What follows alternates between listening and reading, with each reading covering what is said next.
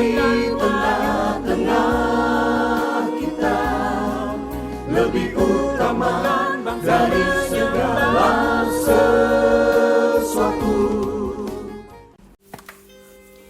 Rancanganku bukanlah rancanganmu, sebab rancanganku bukanlah rancanganmu, dan jalanmu bukanlah jalanku.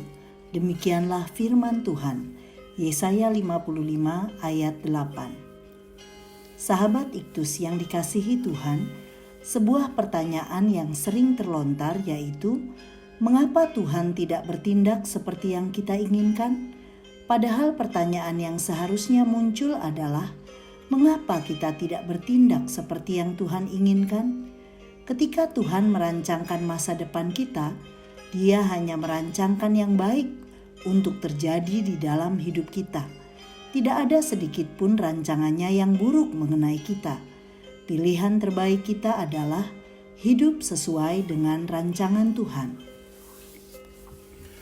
Pasal-pasal ini ditulis selama tahun-tahun akhir hidup Yesaya.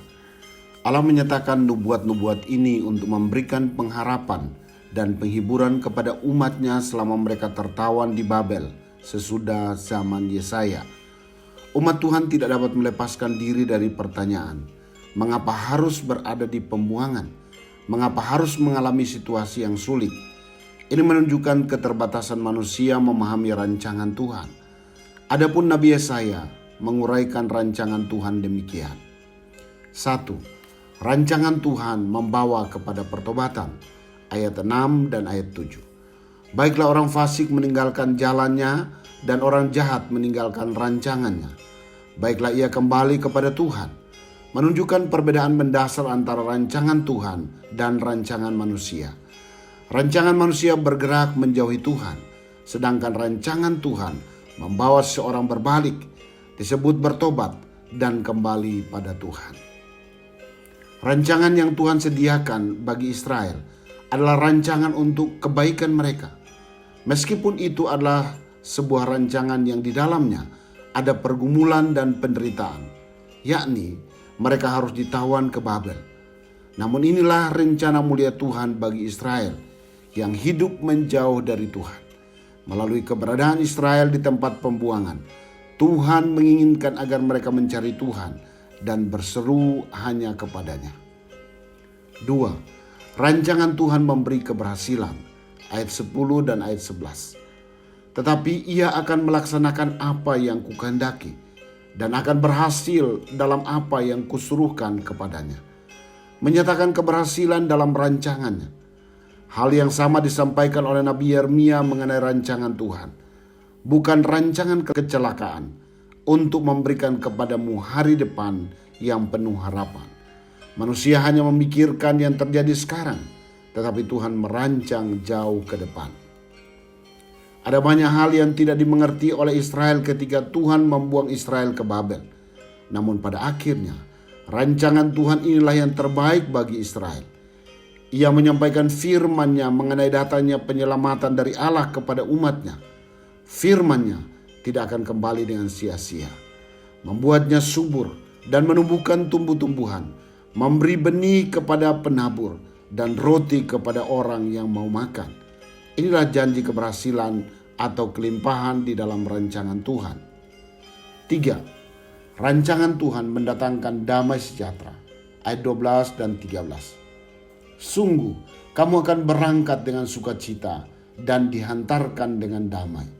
Inilah yang disebut sebagai rancangan kegembiraan dan sorak-sorai kemenangan. Bangsa Israel tetap harus menjalani masa sulit dalam pembuangan, namun mereka menghadapinya dengan cara pandang yang berbeda. Bahwa akan tumbuh pohon sanobar ganti semak duri, pohon murat ganti pohon kecubung. Dan itu akan terjadi sebagai kemasyuran bagi Tuhan, sebagai tanda abadi yang tidak akan lenyap. Mengapa mendatangkan damai sejahtera? Karena tujuan dari penderitaan yang Israel alami di tempat pembuangan adalah agar mereka menjadi berkat bagi bangsa-bangsa lain. Damai sejahtera sejati yang mengatasi penderitaan akan dialami ketika umat Tuhan menyadari bahwa Tuhan memakai mereka untuk menjadi berkat. Sahabat Iktus, Tuhan merancang hidup kita secara sempurna. Banyak hal yang terjadi tidak sesuai dengan apa yang kita pikirkan dan rencanakan. Tetapi nyatanya bahwa semua mendatangkan kebaikan untuk kita. Dia mengetahui yang terbaik, yakni agar kita mengalami pertobatan sejati, memperoleh keberhasilan dalam hidup, dan mengalami damai sejahtera karena dapat menjadi berkat bagi orang lain. Seringkali saya bersungut-sungut untuk setiap persoalan hidup atau kenyataan pahit yang harus saya hadapi. Tuhan merancang kesulitan terjadi dalam perjalanan hidup saya agar saya mencari Tuhan. Dan nyata bahwa dalam kesulitan yang saya alami, Ia tidak berdiam. Selalu ada pertolongan. Bahkan saya dibawa untuk memahami bahwa kesulitan hidup adalah peluang bagi saya untuk menjadi berkat bagi orang lain. Sahabat Iktus yang dikasihi Tuhan, apakah pergumulan hidup yang saya alami telah membawa saya kepada pertobatan? Percayakah saya bahwa Tuhan merancangkan keberhasilan dalam hidup saya dan bukan kecelakaan?